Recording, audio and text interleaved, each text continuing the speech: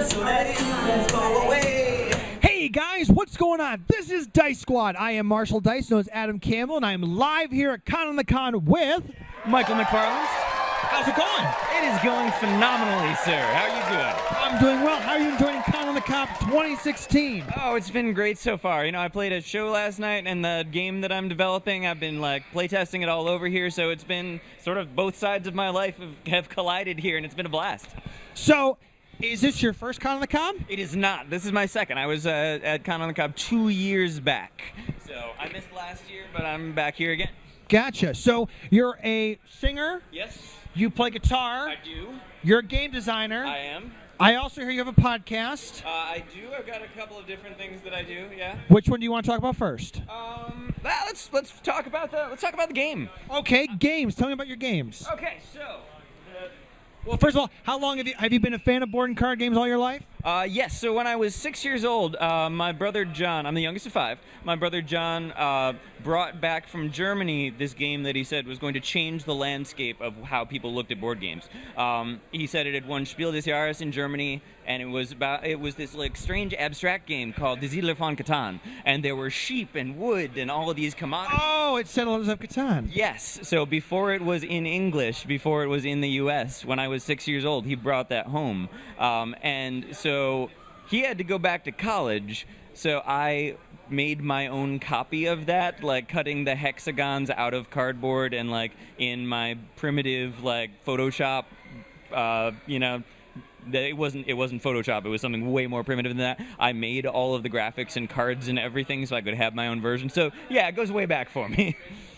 But this is actually the first one that is brought fully to fruition, and if everything goes to plan, we'll be going to Kickstarter beginning of next year. So we're in heavy duty play testing for this, trying to break it in every way possible, and yeah.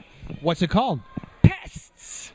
What is Pests about? So the idea is that each player plays as an exterminator that specializes in the elimination of one of 6 particular kinds of pests. There are the creepy crawlies, the flying bugs, the winged beasts, the vermin, the supernatural creatures, and the unwanted guests. I was going to ask you about what about ghosts? Yeah. Well, so you are not a ghostbuster. You are a supernatural exterminator. We gotta be careful about our terminology. Oh yeah. Copyright. I gotcha. Supernatural exterminator, but yes, we have those. So and you should be on Kickstarter when? We're planning on going to Kickstarter around the beginning of next year. If you want to check out more about it, you can go to games.spontaneouslycombustible.com, and you can say that 10 times fast. games.spontaneouslycombustible.com. Nope, lost it. See? And how do you... I did my best. You did your best. How do you win pests? So the win conditions are you have to eliminate all of the little pests from the house, you have to capture the queen pest in a trap, you have to seal the nest room from which the pests are emerging into the house, and after all of those are completed, in no particular order, you have to return to where the queen is captured and release her from that trap. First player to do that wins. All the other players are trying to do that with their own kind of pests and are trying to stop you from completing your goals as well. And how did you come up with this game? So there's this giant log that was in my backyard. It was from a tree that was knocked down when Superstorm Sandy came through Cleveland, the remnants of that. Gigantic tree, literally this big around.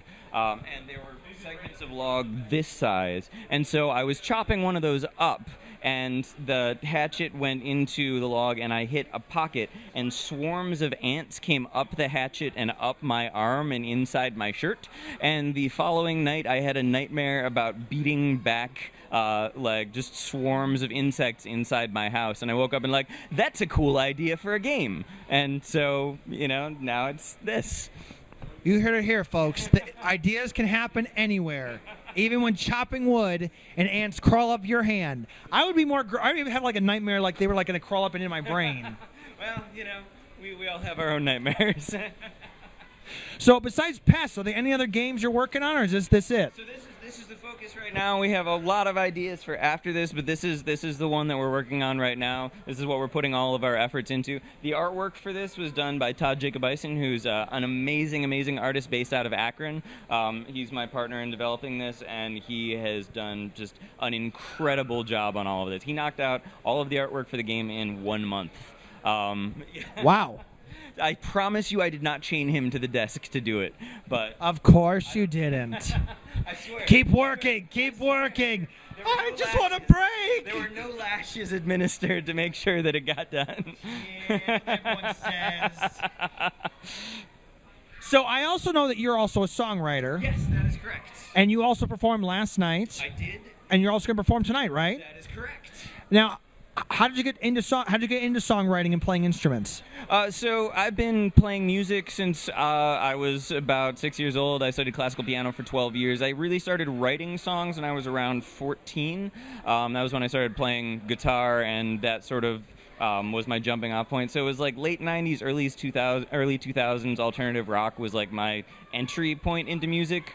So I basically started learning to play the songs that I loved, and then one time when I was on the lawnmower, things come to me at strange points, but I was on the riding lawnmower at my parents' place. I had the ear muffs on because it was loud. And the ants attacked. No, there were no ants this time. But I was, going around in circles on the lawnmower, and suddenly there was this melody that popped in my head, and I was like, I don't think I know this song. I think I'm writing a song right now.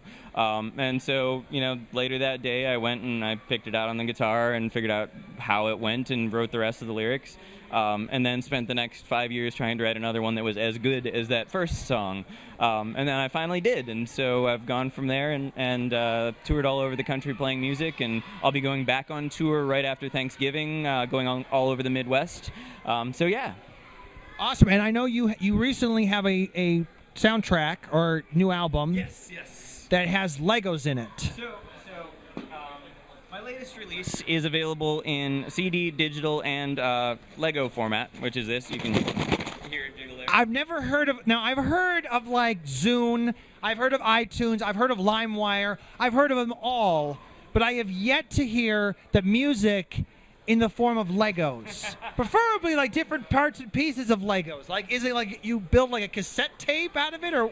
So there's a digital download code underneath the lid, but the whole idea behind the album, and I wrote this around the time of a quarter-life crisis. I was about to turn 30, which if you do the math means I plan to live to be 120, but that's a completely different thing. So I realized how easy it is to lose touch with your creativity and the sort of vision and imagination that all of us are born with. Like as we, grow up, grow older, get real jobs, all of that, it's really easy to lose touch with that sort of thing. And so the entire record is kind of about that idea. And so I thought, if I'm singing about trying to hold on to creativity and imagination, why not give people something to build something with while they listen to the music? So every one of the sets of Legos is different, and they're not supposed to be one specific thing. It's here's some music, figure out what this makes. So yeah. And I gotta know, like, so the ants crawling, is that ever gonna be like a song? I mean, there's already one about ants that go marching 2 by 2. Yeah, but you could have a song about like you chopping wood and like then the ants attack. They attack. I mean, most of my songs are autobiographical, so I won't rule out the possibility that might end up in there. I'm not going to promise anything though. So what kind of music do you play? So I describe it as rhythmic alt pop. The best way to sort of describe it is take like Paul Simon and classic singer-songwriters like that, filter it through late 90s alternative rock like Eve 6 and Our Lady Peace and all that, blend it with modern acoustic pop, and you get sort of where I land. If that makes any sense, then you've got an idea of what I sound like. If it doesn't, you can check out the music at michaelmcfarlandmusic.com. And we'll have links below. Check that out. I also know that you are a podcaster. Yes, so I'm part of the Permanently Geek Network. We have a bunch of different shows. A couple of them are about music. Some of them are about movies. There's a bunch of different stuff we do. So Permanently Geek Official on YouTube or permanentlygeek.com. You can find out all about that. My friend Kevin and I have one show that I'm especially fond of called Uncovered, where we pit original versions of songs and cover versions of songs against each other and argue about which one's better, which is it's an unending wellspring of content, because Kevin has a playlist on his computer of over 1,000 cover songs, which means we have over 1,000 potential episodes lined up. So we can pretty much go the rest of our lives with doing this, because people just keep recording cover songs and people keep writing songs. So we'll never run out of content. All right, I have one for you. All right. Ghostbusters, Ray Parker Jr. versus Ghostbusters by Fall Out Boy. Your thoughts? So I actually am a big Fall Out Boy fan. However, I got to go with the original. I thought that the way they treated the song, not just doing a straight cover, but trying to put a little bit of their spin on it, I thought it was admirable. But there's some things like on our show.